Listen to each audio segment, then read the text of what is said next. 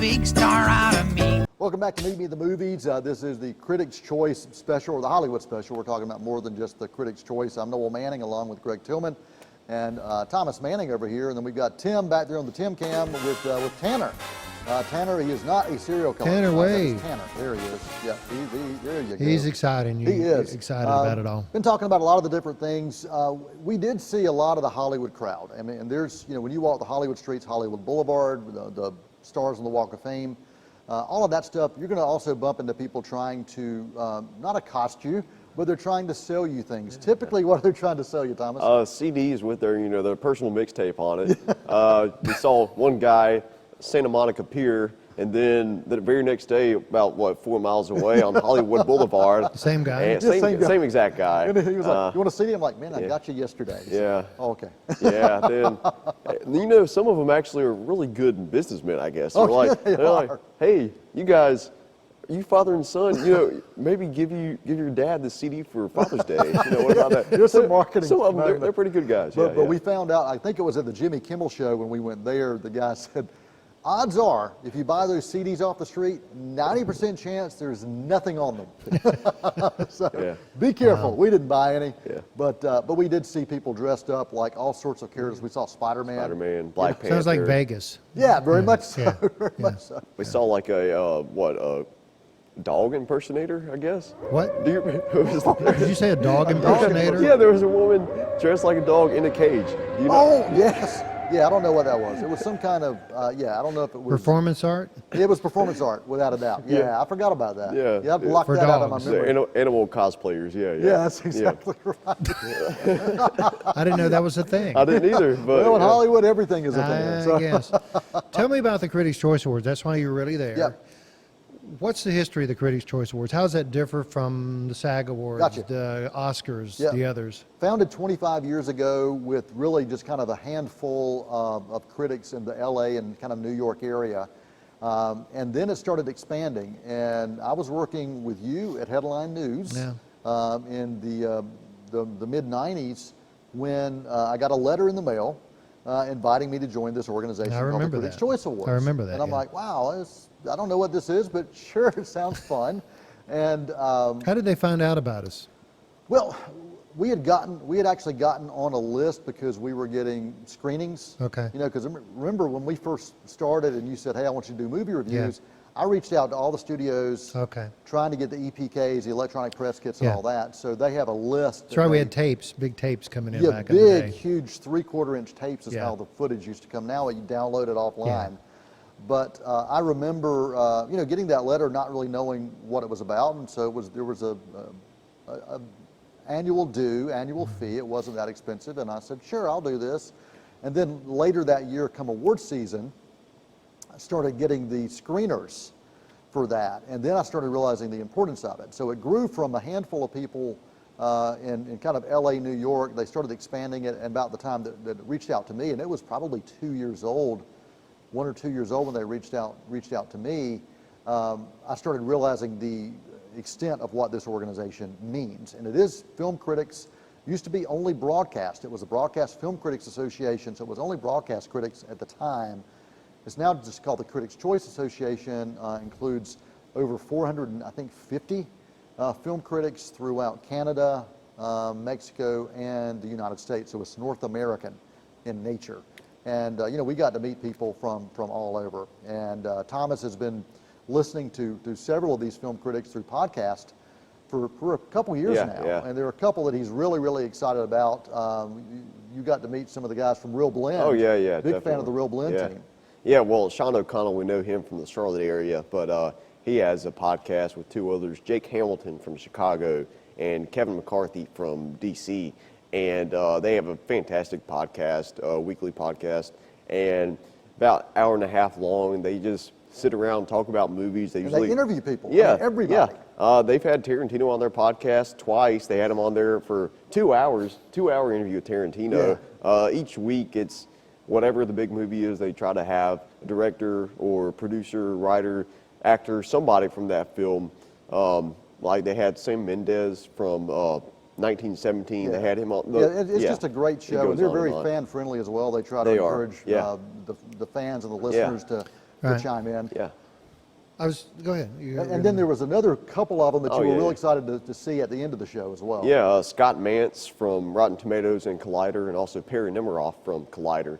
And they do a lot of stuff on YouTube and, you know, the editorials online. And they just bring such positive energy to it all. And got a chance to snag a photo with them, so that was really awesome as well. And the Critics' Choice organization itself has really expanded, not just in people, but used to be TV, but with it being online now, I mean, you've got people that have just YouTube channels, and the YouTube channels are, you know, as more impactful as many times as what you used to see on broadcast TV, and you can reach even more people. So it's really changed. The award show used to happen. There was Adam Sandler. We got to meet him. We'll talk about that story in a minute. But the show used to just take place in the Beverly Hilton, and it was just really this kind of banquet hall. They didn't televise it. But anyway, it used to not be televised, and once it started getting televised, it picked up steam. It's been with the CW for a number of years. It was on A&E at one point. It was on E, but it's been on the CW for quite a while now, and the ratings keep going up. And this takes place in Santa Monica each year now, so we get a chance to see it. So yeah, we can go back to the slideshow. So let's take a look at some of the people you were hobnobbing and rubbing elbows with. So that is a great little story. Adam Sandler there. I was going to ask, how does that happen? Well, I learned a lot when I went with Catherine, and what I was told was during the commercial break for the live telecast, you go and just meet the people you want to meet. So we did. Every time there was a commercial break, we popped up, and we would scout out the tables. We saw Sandler, went up, just kind of introduced ourselves, and I told him, I said, hey, my son saw your movie, Uncut Gems, before I did, and he really said I need to see it, and he was just really nice. And so he basically said, hey, you guys want a picture? And he took the picture. He was sure. He grabbed your phone, took your picture? Yep. Aquafina, I stepped on her dress as she was going to the bathroom. Yeah, it was. You were going to the ladies' room too? Well, no, but we were both going to the same area. But she was in front of us. This is a picture I took, and stepped on her dress, and she turned around, looked at me, and she said, it's okay. My publicist made me wear this. I knew it was going to happen at some point, so now it's over and done with. Thomas, you enjoyed meeting her too. I didn't really get a chance to speak to her as much as I would have. I just got to say, hey, I love your work, and that was about it. Jason Sudeikis from SNL. He was at the table with the Booksmart crowd. Yeah, because his Married wife, to his Olivia wife Wilde? Olivia Wilde. So Thomas got to spend some time talking to Olivia Wilde. Now, who is this guy, Thomas?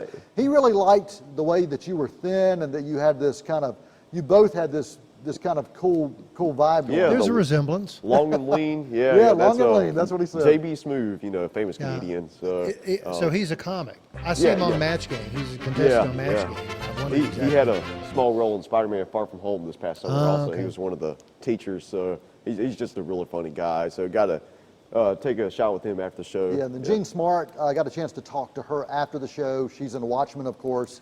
Newly unemployed since they discontinued Watchmen, unfortunately. Now she's, who was the other guy? Who's the guy who was in Oh Brother, Where Art Thou? Tim Blake Nelson. That's Thank on you so Watchmen much. too. I went blank, but we talked to him on the kind of red carpet before the show, and he's in that as well. And does he really talk that way? I mean, he has that accent. Because I've seen him, and he has the same accent in Watchmen and everything. Oh yeah. So introduced myself to him and just thanked him for taking the time. And his wife, she said, "Where are you from?" And I said, "North Carolina." She says, "Texas and Oklahoma." So she could tell that there was the southern twang. So we kind of hit it off with them, and I wish we'd gotten a picture with them, but we just didn't get a chance. Unusual actor, but very good. Nice guy. Yeah, really nice guy. But Leonard Maltin, I got to tell you, he's been around forever. I was so happy to see him and talk to him. His daughter was there as well. And he was just so kind and so nice. When Entertainment Week Tonight came on the air in the early 80s, that's how old that show is. He was the original movie critic for that, But he's not a member of the Broadcast Film Critics, but he was there. Did he crash it? I don't know, but even if he did, I was happy to have him, as were many of the film critics. Noah Wiley, liked him ever since ER. Followed him through the series called Falling Skies, and also followed him through the Librarian. In the background, in the very background, see that goofy little Douglas. guy smiling? That's Douglas. What the heck? He's photobombing the Olivia Wilde shot with Thomas. And you got to also talk to who else from Booksmart? I don't know who was it. The actress from Booksmart. All right. I didn't get to talk to her. BB? No, you did. Oh, I did. Yeah, Sorry. yeah, yeah. Okay. What's this all about? Oh, go back to the Quentin Tarantino picture. Now, Yeah. now you guys live in Boiling Springs, right? What are you doing cuddling up to Quentin Tarantino? No, so he was sitting down, we were standing up. We had to get a picture any way we could, and I don't know who was taking, was it a selfie or was somebody No, else? some guy was taking Well, the picture for us. Even still, the way we had to lean in, it looks extremely awkward, but I mean, it is Tarantino, so you wouldn't have it any other way, would you? I mean, Well, yeah.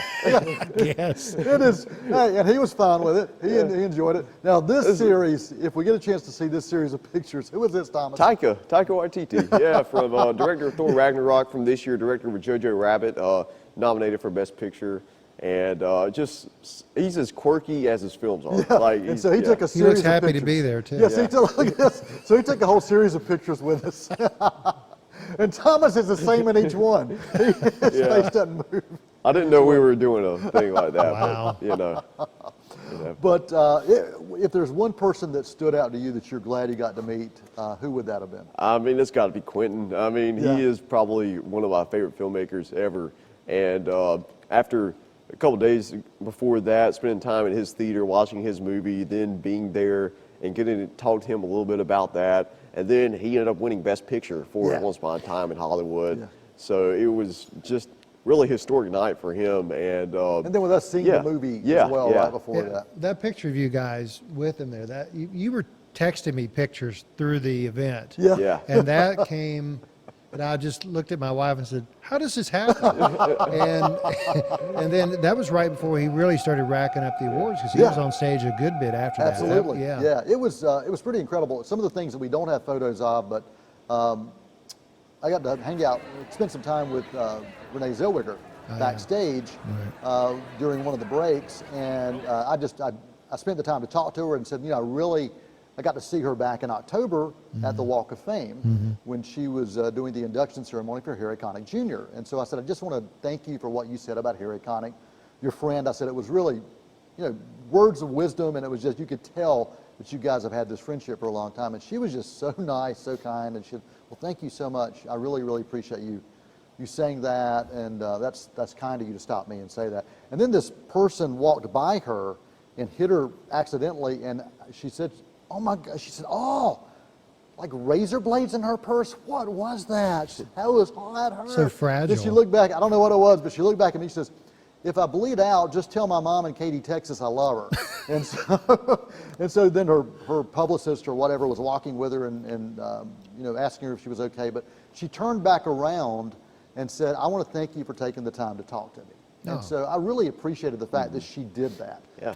She that seems took that really time. sweet She as really a person was. anyway. She really was. Yeah. I mean, the stories kind of go on and on and on, and we're Yeah. really kind of running out of time here. But any final questions you've got or final things, Thomas, you want to make sure you share? Well, I got to shake hands with Ryan Johnson, one of my favorite filmmakers working today, writer and director of Knives Out, one of my favorite movies of the year, and of The Last Jedi. So I got to shake hands with the Star Wars director. Not everybody and can he say liked that. my tie clip, and it was a Yeah. Millennium Falcon tie clip that Yeah. I had on. So that was pretty cool. The only question I have is, I get to go next year? Sure. Oh, okay. Well, actually, no. Hey, Sorry. it's recorded now. Beth has already put Well, her. Beth and I'll go. We'll be fine. Okay, You don't have to go We'll every make year. that happen. We'll make that happen. And we did do the Star Wars theme park, Galaxy's Edge, actually at Disney. And we got to hang out with Chewbacca, as you can see there. Chewbacca hung out with him, hung out with some stormtroopers. We have some of his hair well. products, don't we? That's in one of our old commercials. We one of our do, old we sure sponsors. do. The Millennium Falcon, we got to do a test drive of that, and that was a whole other topic for consideration. But it was amazing. I'm glad we got to do it, and looking forward to doing it again. And thanks for letting us share some of that Yeah. journey. Oh, great. I guess with you. next week, business as usual, huh? Yeah, maybe business as usual. We have the Oscars coming up as well, and so, but yeah, we'll be back to normal, whatever normal is. On this show, yeah. On this show next week. Thomas, thanks for being here. Yeah, Greg, thank definitely. you as well. And Tim, back on the Tim cam. And who's our intern? We got an intern. Tanner. That's Tanner. It's Tanner. But who's the intern that was hanging the camera? Lane. Lane. Like so in it's not Lois. Zane. It's Lane. There he is. It's not Zane Grey. It's Lane. It's Lane. All right. Well, the quote of the week, this really is kind of fitting since Thomas's mom did not get a chance to go to the Critics' Choice, but she let him go. A boy's best friend is his mother. That comes from Norman Bates from Psycho. So I figured Freddie that Highmore. was Freddie Highmore. So I figured that was an appropriate way to end this week's show. And so until next time, thanks for joining us, and we'll see you then. That's a wrap. Happy trail.